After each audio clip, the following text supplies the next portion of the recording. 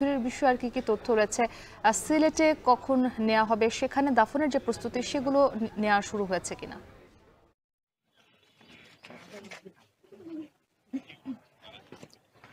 মুক্তি, আমি যে জায়গাটিতে দাঁড়িয়ে রয়েছি এটি হচ্ছে কমলাপুর এলাকার খাতামিন নাবিয়িন মাদ্রাসা, যেখানে হারিস চৌধুরীকে আসলে দাফন করা হয়েছিল। অধ্যাপক মাহমুদুর রহমান নামে তার কন্যাই কিন্তু করোনাকালীন সময় আসলে তাকে এখানে এই জায়গাটিতেই কিন্তু তাকে দাফন করা হয়েছিল।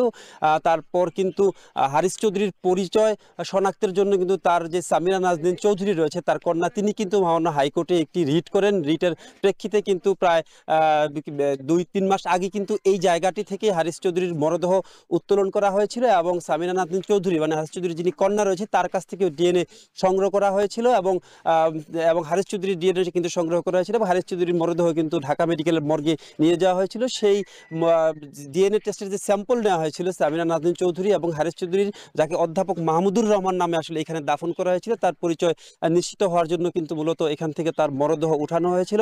আজকে কিন্তু আমরা দেখেছি যে তার হাসপাতাল থেকে নিশ্চিত হওয়া গেছে যে আসলে অধ্যাপক মাহমুদুর রহমানই হারিস চৌধুরী, এবং সেই কারণে কিন্তু আজকে আদালত একটি রায় দিবেন। কারণ যেহেতু সামিনা নাজনীন চৌধুরী হারিস চৌধুরীর কন্যা, আদালতে একটি রিট করেছিলেন। রিটের প্রেক্ষিতে কিন্তু আজকে একটি আদালত রায় দিয়েছেন যে হারিস চৌধুরী মুক্তিযোদ্ধা, অধ্যাপক মাহমুদুর রহমানই হচ্ছে মুক্তিযোদ্ধা হারিস চৌধুরী। এবং আদালত থেকে কিন্তু বলা হয়েছে যে তার যে মরদেহ রয়েছে সিলেটের কানাইঘাটে নিয়ে রাষ্ট্রীয় মর্যাদায় মুক্তিযোদ্ধা হিসাবে দাফন করার জন্য।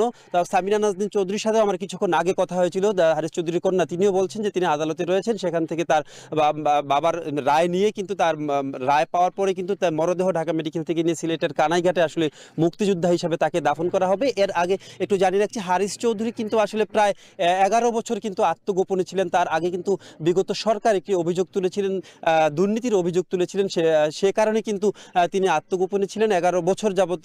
তার কিন্তু তার খোঁজ মিলছিল দেশে। অনেক সময় বলা হতো তিনি লন্ডন কিংবা ভারতে পালিয়ে রয়েছেন, আসলে কিন্তু তিনি বাংলাদেশেই ছিলেন। ঢাকাতে গ্রিন রোডের একটি বাসায় কিন্তু তিনি অবস্থান করছিলেন এবং করোনাকালীন সময় করোনা তার মৃত্যু হলে তার মেয়ে সামিনা নাজনীন চৌধুরী কিন্তু এইখানে সাভারের যে কমলাপুরের কবরস্থান আমার পিছনে দেখতে পাচ্ছেন এই জায়গাটিতে এসেই কিন্তু দাফন করেছিল। এবং তাকে কিন্তু তার সামিনা নাজনীন চৌধুরী কিন্তু যে হারিস চৌধুরীর পরিচয় নিশ্চিত হওয়ার জন্য আদালতে রিট করেছিল এবং রিটের কারণে কিন্তু তার মরদেহ উঠানো হয়েছিল। সবশেষ কিন্তু প্রায় এক যুগের যে ধূম্রজাল সৃষ্টি হয়েছিল হারিস চৌধুরী এবং অধ্যাপক মাহমুদুর রহমান নিয়ে, সেটির কিন্তু অবসান ঘটেছে আজকের এই রায়ের মধ্য দিয়ে। এই ছিল হারিস চৌধুরীর কবর যেখানে দাফন করা হয়েছিল সেই জায়গা থেকে হারিস চৌধুরীর সর্বশেষ তথ্য নিয়ে বিস্তারিত।